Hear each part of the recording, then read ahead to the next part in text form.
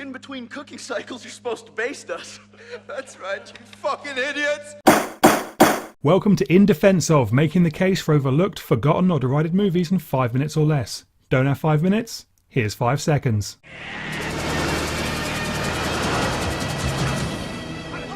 Today, In Defense Of, Showdown in Little Tokyo, a 1991 action comedy that defies explanation, but I'm going to try anyway.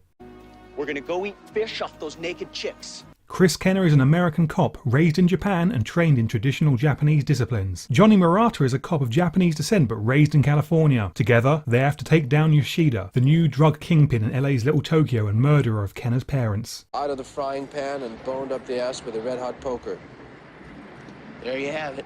On the surface, Showdown in Little Tokyo is a 1990s hangover of 1980s action excess. Forget the useless plot, just enjoy Dolph Lundgren and Brandon Lee jumping from absurd set piece to absurd set piece. It is only 75 minutes long, with 5.5 of those being credits, so it zips right along and crams all of its insanity into just over an hour. You might expect this from director Mark Lester. He made a similarly insane little film you might have heard of called Commando. I love Dolph Lundgren, maybe more than Gary Daniels. A lot of the film's fun comes from his line delivery, which is often bewildering. Well done.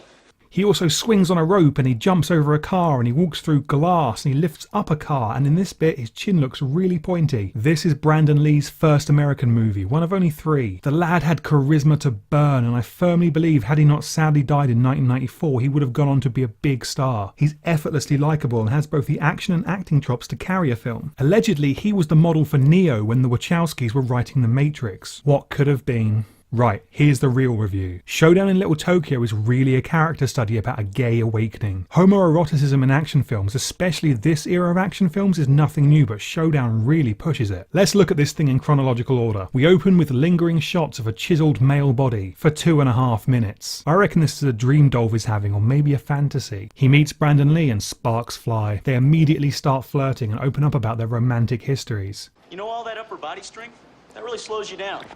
I have a problem keeping partners too. Here's our bad guy. He is a hyper-exaggerated representation of heterosexuality. He takes penetration of the flesh to its extremes. Dolph's Japanese upbringing is a huge part of his identity. Here, Japanese culture represents heterosexuality. I know that sounds weird, but stick with me. Dolph must realize this is not who he really is. He is a gay American, and he must slay the dragon of straightness. Dolph and Brandon explain their backgrounds. Brandon is free and easy compared to Dolph's confused duality. He is confident and comfortable with his sexuality. He tries to get Dolph to open up and they soon have a lover's quarrel.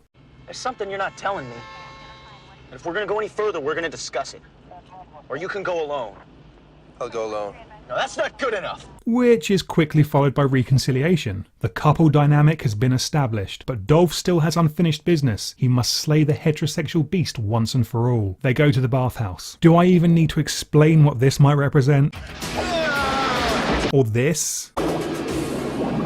Dolph rescues Tia Carrera, who tells him You're a rare man. he doesn't care what she thinks. He's far too along with Brandon now. He is clearly uncomfortable during sex. Just look at that. Brandon is just in the next room over. This is not for him. Still not on board with this theory? You have the biggest dick I've ever seen on a man. Dolph is now fully accepting of who he is. I like to cut off certain parts of Yoshida's anatomy. You know, you got a fixation, pal. He penetrates the penetrator, taking his power away. The heterosexual side of him bows in humility, conceding defeat. Or maybe I'm wrong, it's just a cheap action movie. That's a good bet.